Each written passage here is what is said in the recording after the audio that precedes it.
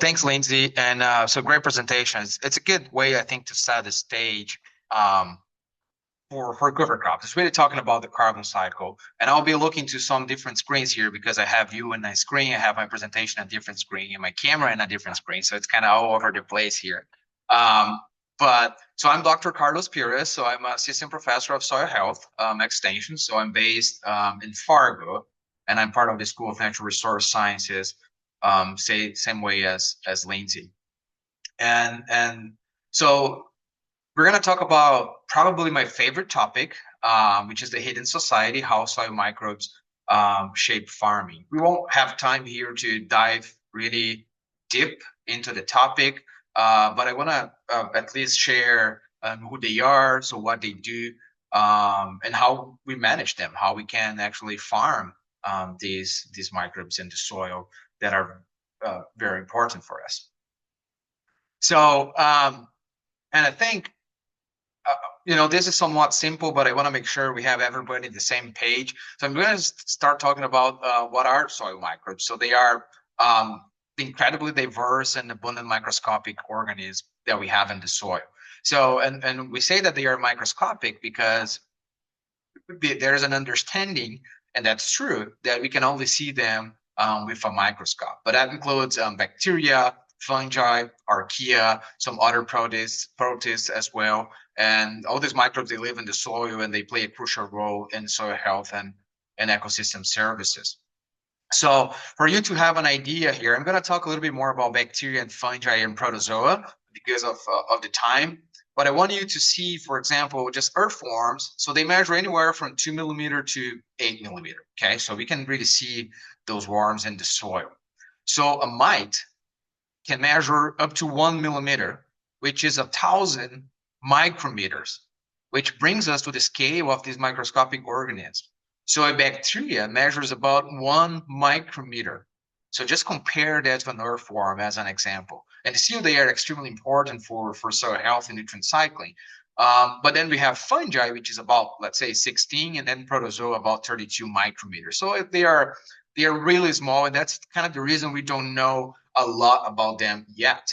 So physical and chemical components of soil health, they are very well understood, or should be at least at this point. And there are many quantification methods and soil testing labs around the world that are accessible to growers and consultants to measure these things. Now, soil biological traits and their relationship with crops and soil, so it's just way more complex. And there are still very large deficiencies in understanding that and having that fundamental knowledge about these relationships. As an example, only about 100,000 soil fungi species are known, and there's an estimate of 5 million different species in the soil. When we go to the bacterial world, so we know about 5,000 species that were identified, but there's an estimation of more than 1 billion different species of bacteria in the soil. So there's still a lot of room to grow in terms of soil microbes in the soil microbial community in the soil. A little bit of a curiosity here, so probably most of you already know this, but in 1 gram of soil, there's anywhere from 100 million to 1 billion bacteria. We expect to have 50 times more bacteria than fungi in the soil. However, because of their size, we estimate that the mass of fungi bacteria is very similar, which is just larger than archaea. And there's more living organisms in a teaspoon of soil than actually people on Earth. And a little bit of bacteria here, trying to simplify a lot. So bacteria are simple. They are single-celled microorganisms. So they are very fast-growing. They have high energy requirements, and they have a high activity in tilled soils. The reason for that is because when you till a soil, you just release a lot of nutrients, add a flush of nutrients in there, and bacteria will use those nutrients to grow. Within bacteria, we can still divide that into gram-positive bacteria and gram-negative bacteria. The main difference in there is the thickness of the cell wall. So gram-positive bacteria is somewhat more resistant to water stress, compared to gram-negative. But overall, bacteria is not very resistant to water stress. They come in different shapes. So there are so many different ways for us to classify these shapes. I won't get into that. But a few examples of well-known bacteria is just E. coli, which can get you in trouble, and Rhizobium for nitrogen fixation, and Nitrobacter, Nitrosomonas. They are incredibly important for nitrification, and Azospirillum, which it has been used as a to promote root growth around the world as a biological product. When we get into fungi, they are multicellular organisms. They are more complex than bacteria. So the most famous ones are mushrooms, molds, and yeast. So fungi grow as long strands called hyphae. And then a bunch of hyphae or a network of hyphae is what we call the mycelium. And they can be grouped as decomposers, mutualists, and pathogens as well. Some examples here of fungi is just penicillium, it's known for the antibiotic, trichoderma for biological control of insects, arbuscular mycorrhizal fungi, probably one of the most famous one in the soil health world, and fusarium, which is just a plant pathogen. Another group that we want to talk about is the protozoa. So they are single-celled organisms. They are simpler than fungi, and they primarily eat bacteria. So they are really important in that process of population control. And just one example here. So bacteria may contain more nitrogen than the protozoa actually can utilize.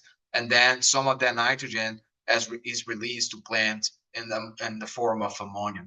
Examples here, just amoeba, giardia, and toxoplasma, which are some of the famous protozoa that we know. Now we understand a little bit more about these microbes. I want to talk about their role in the soil because they have different functions, and here comes one of the needs of having a diverse microbial community in the soil. So bacteria in general, so they decompose nitrogen-rich material with low CN ratio. So Lindsay briefly introduced to you the carbon-nitrogen ratio. So bacteria will prefer to decompose just like canola, soybeans, radish, turnips, and things like that. It's just like a chocolate for them. It's their paradise. Incredibly important for nutrient cycling as they break down the residue, and they release nutrient that other organisms could not access. And they also are important to help binding soil particles into aggregates because of their polysaccharides. Fungi, incredibly important for aggregation because of the hyphae and the mycelium. So they are decomposers of high carbon-nitrogen ratio plants, just like we can think here on our grasses, right? So it's a little bit harder. And then bacteria wouldn't be able to degrade that type of residue, while fungi can do it and then offer a more simpler residue to bacteria. And they also just break down nutrients that other organisms wouldn't be able to. Arbuscular mycorrhizal fungi is just is a fungi that is part of the fungi world, enhance plant nutrient uptake. Phosphorus and nitrogen are the most important ones. They improve soil aggregation. Here there's a glycoprotein that is secreted by fungi that helps to bind particles together as well. So the hyphae is important for those aggregates, and it forms fungal links between roots of neighboring plants. Protozoa, as I mentioned before, decomposers, they regulate microbial populations because they eat bacteria and then are important for nutrient cycling as well. Not a microbe, but part of this microbial community world, enzymes. So they are proteins produced by organisms and plants, by soil microbes and plants. They are important to speed up biochemical reactions, such as residue decomposition, and they are essential for nutrient cycling. So I think that one of the most famous one or well-known enzyme is the beta-glucosidase, which is a carbon cycling enzyme that facilitates degradation of plant material. So it's just bringing that also to your attention as part of this microbial community or biological activity world. And then now that we know who they are and what they do, I want to briefly dive into how we manage them. So, and within the soil health journey, which is a long-term process and requires persistence. So there's a lot of steps before we get into improved water availability or improved soil structure. And everything starts with biological activity. And we're talking about this point. So biological activity is important for the start, but it's also part of every single step of the soil health journey until we can have a healthy soil. And then how do you manage microbes? I think here is a big hint for you. So most microbes are found in the rhizosphere, and the rhizosphere is the area surrounding plant roots. So there's a lot of plant-derived organic materials, just like exudates, secretions, plant mucilage. And just imagine in this picture here of the soil horizons with all these crops. So imagine how much microbe we can have around these root systems. So the answer for how we manage microbes is pretty much roots. So, and then of course, also health principles, and Daryl will get deeper into that in the next presentation. But all of them are extremely important. However, maximize biodiversity and continue living roots are incredibly important for managing soil microbes in the soil. So, we probably could eat beef every single day. No, I don't know if that will be healthy, right? So we need that kind of diversity in what we eat, and that goes the same for microbes. So they need that diversity because different plants provide different type of foods for these microbes. Talking about cover crops and then the roots of cover crops and the effect in soil microbes. So here we have microbial biomass. So we have two different studies here. One was a corn soybean rotation with poultry litter, and then no cover crop and cover crop. And then on my right here, I have a wheat soybean rotation. So one of the things we're seeing here, so we don't have time to go through every single year, but if you look at 2022, so we have more microbial biomass with that cover crop. It's very close with no cover, but remember we have poultry litter. So we have a lot of bacteria in this process because they love that available carbon. If you look at 2023 here, without poultry litter, just with soybean rotation with cover crops, and without cover crops, we have a higher microbial biomass compared to no cover crops. So cover crops are very effective in the process of increasing the microbial population. And then if we look at the soil fungi, it's kind of very similar. So part of the microbial biomass is actually composed by fungi, and we also see that difference between cover crops and no cover crops. When we go to bacteria, we kind of see the same thing. And then again, remember here, we don't have a big difference, but all that poultry litter just provides a lot of carbon to bacteria, so it will grow, but it's still more bacteria with cover crops in the soil. And then it's important to look into the fungal bacterial ratio as well. We won't have time to dive into that, but that's something important because the higher the ratio, so the bigger is the capacity for carbon sequestration as well. Enzymes, so just another example here, how we can manage that and how can cover crops can help to increase enzyme activity over time.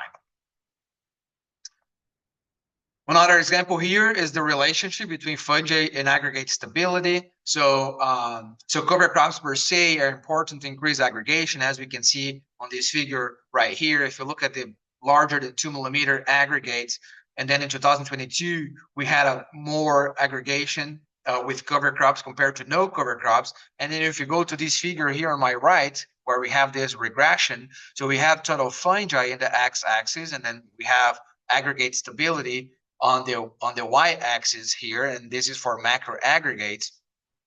So we see a strong relationship between fungi and aggregates. Same way Lindsay showed, more organic matter, more corn yield equals more fungi, more aggregation. And then when we have cover crops, it pretty much kind of strains that relationship. And with cover crops here, we have aggregation that we were not able to have with no cover crops, just as an example. So really important for that relationship in there. So, and then microbial spatial distribution. So these are interpolated maps. So we have organic carbon. So these are all farm fields. We have organic carbon here in this first one, nitrogen, which is very similar to carbon. But then look at the distribution of arbuscular mycorrhizal fungi, microbial biomass and bacteria. So it follows pretty much the same pattern as the organic carbon or organic matter. So really increasing organic matter is the most easiest way to also increase microbial population as well. So it pretty much kind of follows the same pattern in there, and then carbon is just food for these microbes. And then I'm just getting to my last slide here. So these are soil health indicators, all measured on farm fields. And then you can see as the most sensitive ones. So we have organic carbon here, which is kind of obvious in there. But microbial biomass, arbuscular mycorrhizal fungi, and then a few enzymes are just key soil health indicators, and they are more sensitive to changes that we have in the soil. So this is kind of a little bit of what I wanted to share about so who they are, what they do, and then how we manage them. So I think I'm a little bit over time here. So I don't know if we have time for a question, but I'll be happy to answer any question that you may have.